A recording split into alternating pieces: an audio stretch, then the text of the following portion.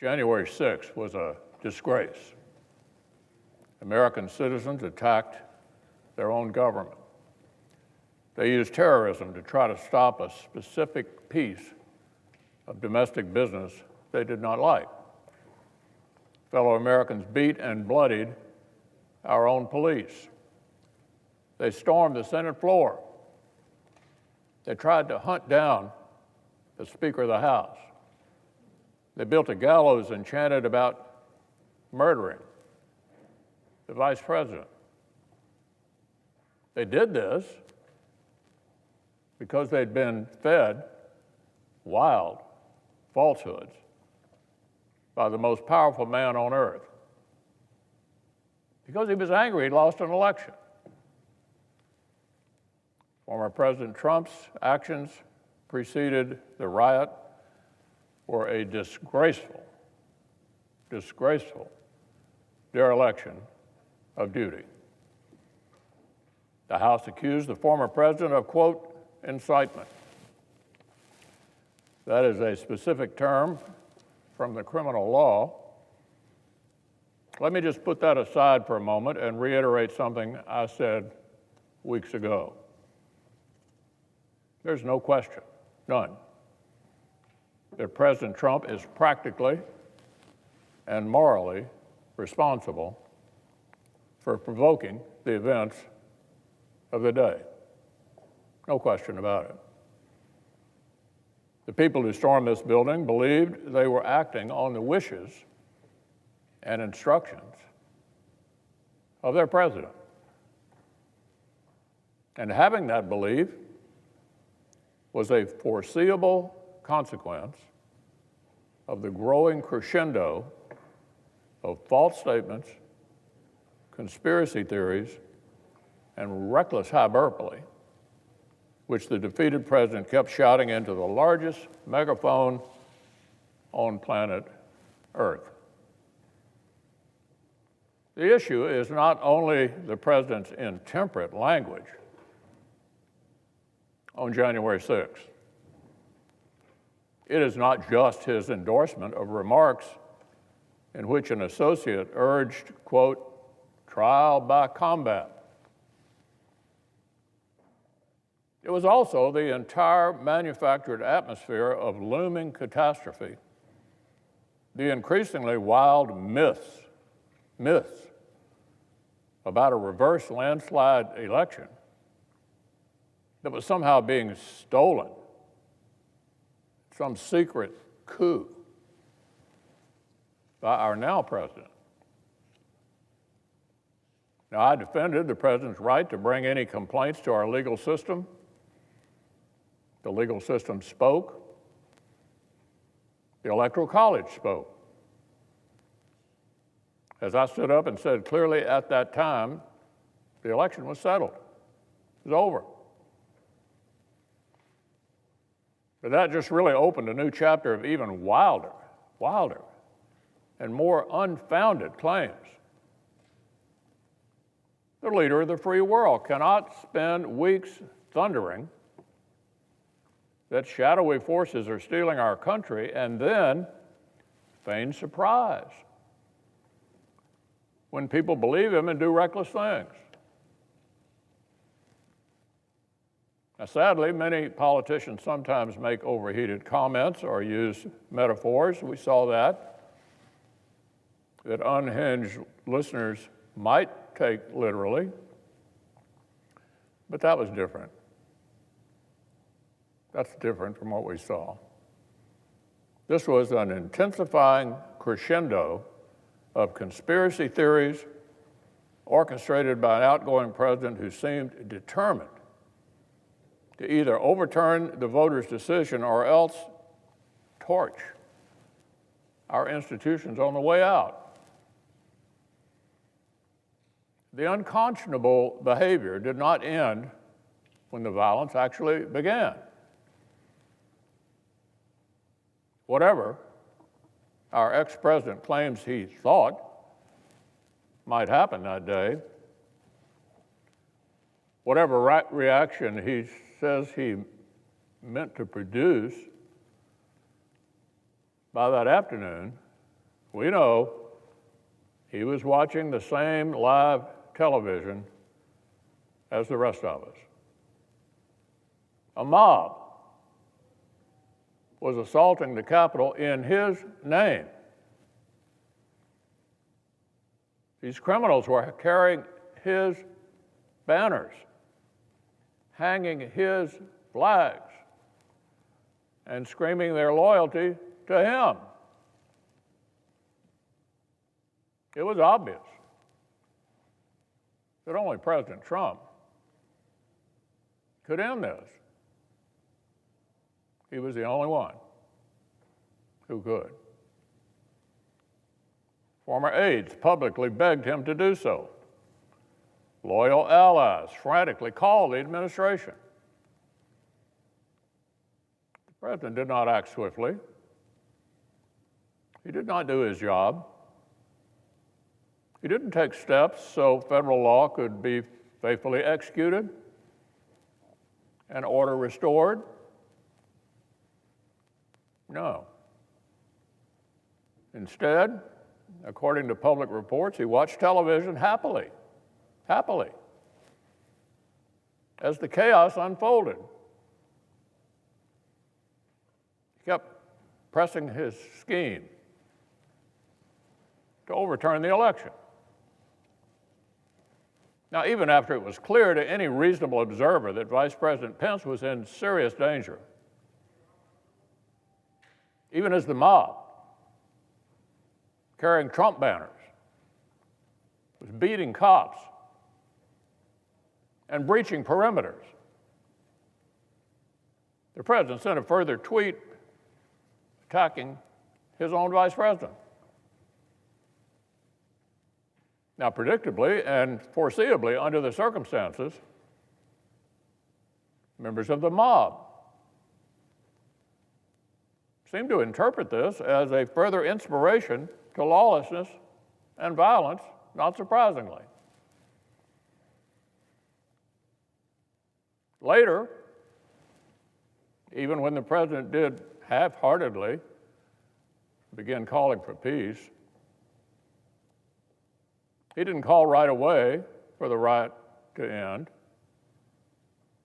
He did not tell the mob to depart until even later. And even then, with police officers bleeding and broken glass covering Capitol floors, he kept repeating election lies and praising the criminals. In recent weeks, our ex-president's associates have tried to use the 74 million Americans who voted to re-elect him as a kind of human shield against criticism. Using the 74 million who voted for him as a kind of a human shield against criticism. Anyone who decries his awful behavior is accused of insulting millions of voters. That's an absurd deflection. 74 million Americans did not invade the Capitol. Hundreds of rioters did. 74 million Americans did not engineer the campaign of disinformation and rage that provoked it. One person did, just one. Now, I've made my view of this episode very plain. But our system of government gave the Senate a specific task. The Constitution gives us a particular role. This body is not invited to act as the nation's overarching moral tribunal. We're not free to work backward from whether the accused party might personally deserve some kind of punishment. Justice Joseph Story, our nation's first great constitutional scholar, as he explained nearly 200 years ago, the process of impeachment and conviction is a narrow tool a narrow tool for a narrow purpose. Story explained this limited tool exists to, quote, secure the state against gross official misdemeanors, end quote. That is, to protect the country from government officers. If President Trump were still in office, I would have carefully considered whether the House managers proved their specific charge. By the strict criminal standard, the president's speech probably was not incitement. However, in the context of impeachment, the Senate might have decided this was acceptable shorthand for the reckless actions that preceded the riot. But in this case, the question is moot because former President Trump is constitutionally not eligible for conviction. Now, this is a close question, no doubt. Donald Trump was the president when the House voted, though not when the House chose to deliver the papers. Brilliant scholars argue both sides of this jurisdictional question. The text is legitimately ambiguous. I respect my colleagues who've reached either conclusion. But after intense reflection, I believe the best constitutional reading shows that Article 2, Section 4 exhausts the set of persons who can legitimately be impeached, tried, or convicted. It's the president, it's the vice president, and civil officers. We have no power to convict and disqualify a former office holder who is now a private citizen. Here is Article 2, Section 4. Quote, the president, the vice president, and all civil officers of the United States shall be removed from office on impeachment for and conviction of treason, bribery, or other high crimes and misdemeanors, end quote. Now, everyone basically agrees that the second half of that sentence exhausts the legitimate grounds for conviction. The debates around the Constitution's framing make that abundantly clear. Congress cannot convict for reasons besides those. It therefore follows that the list of persons in that same sentence is also exhaustive. There's no reason why one list would be exhaustive, but the other would not.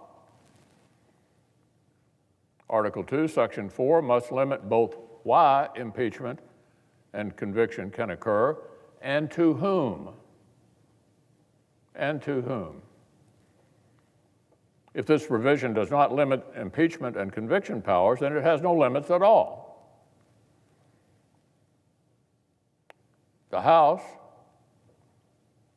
has sole power of impeachment, and the Senate's sole power to try all impeachments would create an unlimited circular logic empowering Congress to ban any private citizen from federal office. Now, that's an incredible claim. But it's the argument that the House managers seem to be making. One manager said the House and Senate have, quote, absolute, unqualified jurisdictional power, end quote. Well, that was very honest, because there is no limiting principle in the constitutional text that would empower the Senate to convict former officers that would not also let them convict and disqualify any private citizen. An absurd end result to which no one subscribes. Article 2, Section 4 must have force. It tells us the President, the Vice President, and civil officers may be impeached and convicted. Donald Trump's no longer the President. Likewise, the provision states that officers subject to impeachment and conviction shall be removed from office if convicted. Shall be removed from office if convicted. As Justice Story explained, the Senate, upon conviction, is bound in all cases to enter a judgment of removal from office. Removal is mandatory upon conviction. Clearly, he explained, that mandatory sentence cannot be applied to someone who's left office. The entire process revolves around removal. If removal becomes impossible, conviction becomes insensible. In one light, it certainly does seem counterintuitive that an office holder can elude Senate conviction by resignation or expiration of term, an argument we heard made by the managers. But this underscores that impeachment was never meant to be the final forum for American justice. Never meant to be the final forum for American justice. Impeachment, conviction, and removal are a specific intra-governmental safety valve. It is not the criminal justice system where individual accountability is the paramount goal. Indeed, Justice Story specifically reminded that while former officials were not eligible for impeachment or conviction, they were, and this is extremely important, still liable to be tried and punished in the ordinary tribunals of justice. Put another way, in the language of today, President Trump is still liable for everything he did while he was in office as an ordinary citizen. Unless the statute of limitations is run, still liable for everything he did while he was in office. Didn't get away with anything yet. We have a criminal justice system in this country. We have civil litigation. And former presidents are not immune from being accountable by either one. I believe the Senate was right not to grab power the Constitution doesn't give us.